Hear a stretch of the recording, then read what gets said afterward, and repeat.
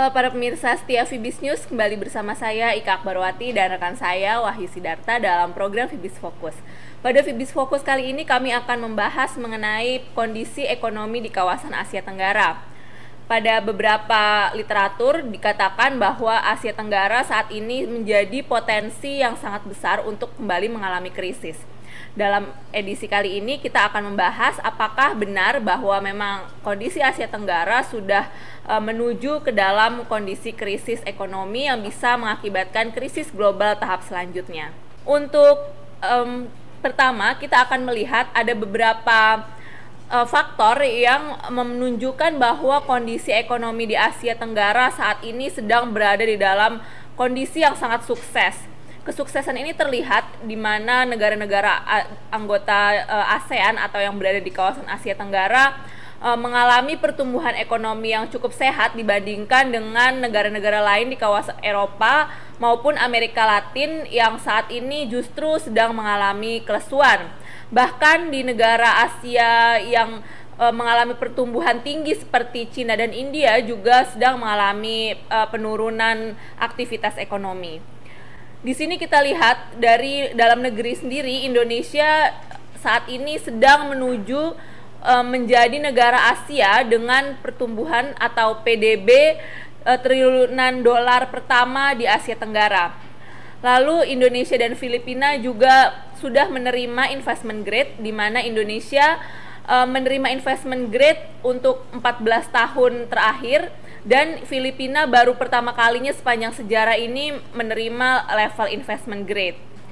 Lalu Filipina juga mengalami pertumbuhan ekonomi sebesar 7,8% pada kuartal pertama tahun 2013 ini, yang merupakan pertumbuhan terbaik di Asia. Lalu dari Malaysia dan Thailand juga tampak mengalami booming manufaktur, di mana kedua negara ini sudah berhasil atau menempatkan diri sebagai negara di tempat pabrik dari perusahaan-perusahaan otomotif dunia seperti Toyota dan juga Honda. Lalu setelah kita melihat kisah sukses dari kawasan Asia Tenggara, kita akan masuk ke faktor yang merupakan sinyal bahaya.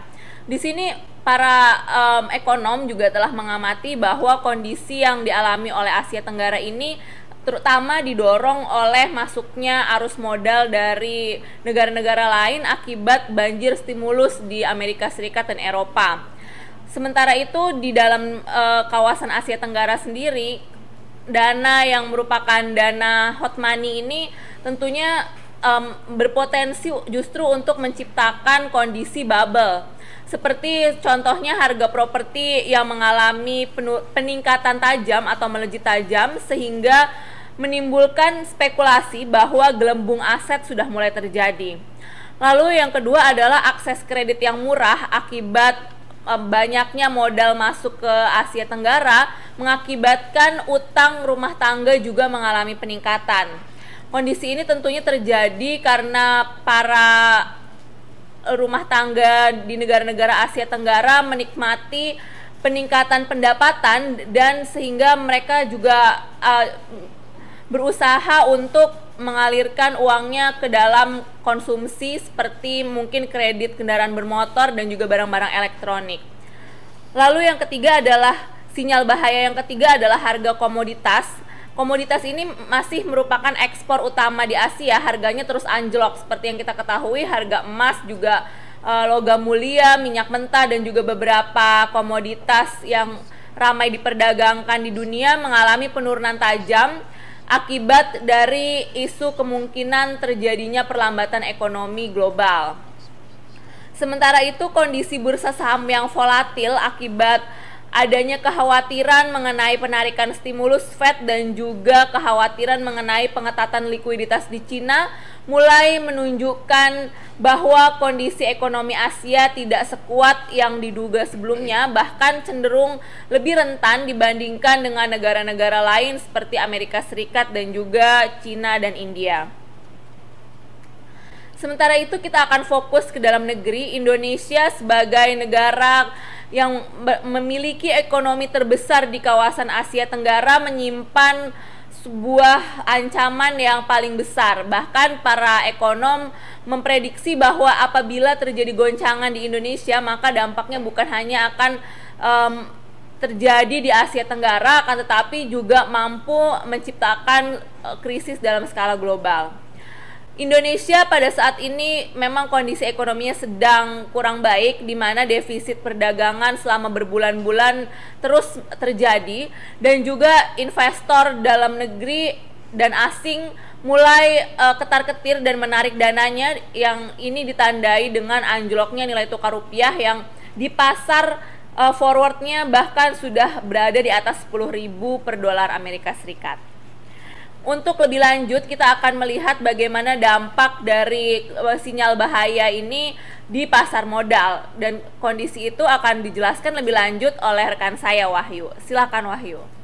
Terima kasih, Kak. Baik, selanjutnya kita akan melihat bagaimana performa dari bursa saham Asia Tenggara khususnya hingga pertengahan tahun 2013 ini. Dapat dilihat dari tabel berikut bahwa secara umum tampaknya performa bursa Asia Tenggara hingga pertengahan tahun kurang memuaskan. Indonesia dapat dilihat hanya membukukan kenaikan lebih dari 6%, lalu bursa Filipina juga hanya naik 5% lebih, sedangkan untuk bursa Singapura justru tercatat negatif sebesar 1,98%.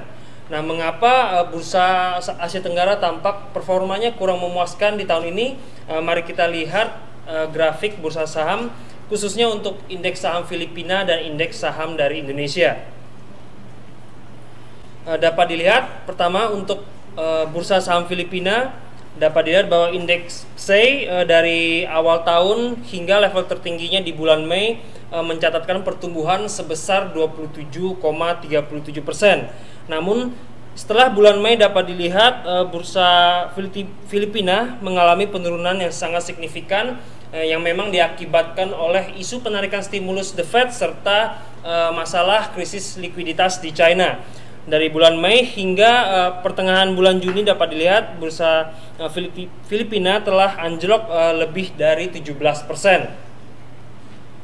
Lalu selanjutnya untuk bursa saham Indonesia sendiri, yaitu IHSG, dari awal tahun hingga akhir bulan Mei juga dapat dilihat IHSG telah mengalami pertumbuhan hingga mencapai angka 21,65%, di mana IHSG sempat menyentuh level tertinggi sepanjang sejarah yang baru di posisi 5.251,296. Namun dengan alasan yang sama, akibat isu penarikan stimulus The Fed serta isu krisis likuiditas di China, akhirnya IHSG pun harus mengalami penurunan yang sangat signifikan, yaitu hingga 25 Juni dapat dilihat penurunannya sangat tajam, yaitu mencapai angka 16,73%. Baik pemirsa Fibis News, demikianlah program Fibis Fokus kali ini. Akhir kata bersama saya Wahyu Sidarta dan rekan saya Ika Akbarwati. Sampai jumpa pada kesempatan berikutnya dan salam Fibis.